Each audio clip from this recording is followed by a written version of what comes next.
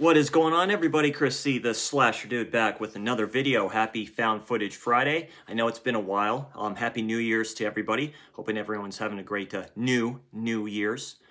If you can, slash the like, sleeping bag the subscribed. I am Chris C, the Slasher Dude here on YouTube. I am Chris C, the Slasher Dude on Instagram, and I'm Chris C on Letterboxd too. You know, if I'm into slashers, of course, giallos, and what we're talking about today, Found Footage Friday, and we're talking about this interesting one right here. So this is the Outwaters.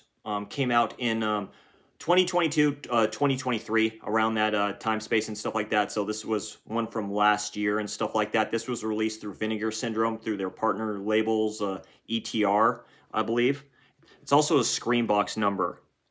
It's Screenbox, sorry for the blur there, Screenbox number 5 and stuff like that. I went on eBay and picked this thing up because they were sold out on Versus site, of course. So I paid too much for this. So a nice slip for this. So basically paid 60 bucks for a slip. I'm going to get into that in a second. There you go with that. This is what it looks like with this one right here. Okay, so the Outwaters. Let's get into this WTF found footage film. It's the first WTF found footage film I've ever seen. It's very unique. It's the most unique found footage film I've ever seen. The most trippiest, like what the hell's going on type of found footage film. So it was done in 2022, 2023, directed by Robbie Banfitch. Stars Angela Basolis, Michelle May, Robbie Banfitch, the director as well, Scott Schummel, and Leslie Ann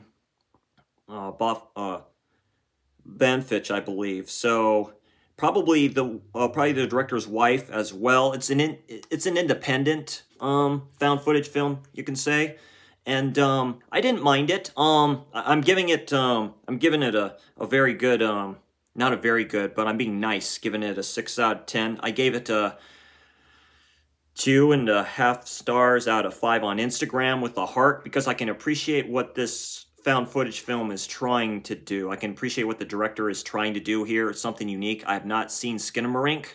I heard these films are kind of similar, but kind of not. I've heard bad things about Skinamarink. So would I suggest this to fans of found footage horror? I would, but it's a slow burn and a lot of shit going on in this film. Basically these they call them travelers, but they're like a band, kind of like hippies, new age hippies and stuff like that. The cameraman is like a sound dude that's with all of his buddies and his brother and these two ladies, and he just seems to be a pervy little weak dude in this at the start. So it's a good hour, or it seems longer than it is, of them just all doing their music and being free and all this other stuff in the desert, Mojave Desert, I believe. And they just wake up from the tent one night and they just hear, it's like gunshots or thunder and all this stuff too. And that's when shit hits the fan, like just like that, really. It takes a bit. And then it goes into shaky cam. And like I say, I like the camera work in this, but this isn't for everybody. It's kind of like they tried to do a little bit of Blair Witch Project in this. It's cosmic horror. I didn't realize that until this one has a booklet in it. So it's a good release. So there's a booklet, basically an essay in here that talks about that. Now, this film has 2 special features that are quite interesting to me, which I haven't watched yet. One's the prequel to the film, and then one's the epilogue to the film. So the prequel is like 35 minutes for what I believe. So just reading this, it describes that it's it's cosmic horror, and I kind of thought that towards the end of the film. It says it kind of seems to be very like a little Lovecraftian in there and stuff like that. It's a descent into madness. It's pretty gruesome towards the end and stuff like that, so I like that. A lot of blood and all this other stuff, and really like hardcore type of stuff. There's kind of an ending scene that yeah, he uses a tooth from something to do something that I'm thinking, okay, he went there, why not? You know, it's independent film, whatever. They're trying to do shock value and all this stuff too. I go into a lot of these films blind. I mean, they should have put the prologue and epilogue into this film and shortened it a bit. It would have been better. to me. If they would have widened some camera angles out from the first person, found footage point of view, I would have been happier with that, but it's all right. But I do appreciate what the filmmaker's doing. This is the most unique found footage film I've ever seen.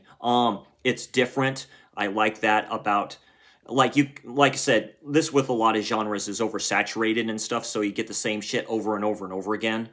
So this is really, this is a good kind of refresh type of a thing. It's like this and films like The Tunnel, I like a lot. And of course, As Above, So Below, which I would recommend more highly over this. Is this for everybody? No. Is this for found footage like horror fans, like myself? Yes. I like it a little bit more than other people do, but it's not for everybody. So yeah, a good, generous 6 out of 10. So I'd say a low to mid 6 out of 10 for this, and then 2.5 out of 5 stars, and a heart on Instagram. Anyway, that's the Outwaters. And yeah, that's Found Footage Friday. I am Chris C, the Slasher Dude. If you could, again, slash the like, sleeping bag the subscribe, and I will see you all next time.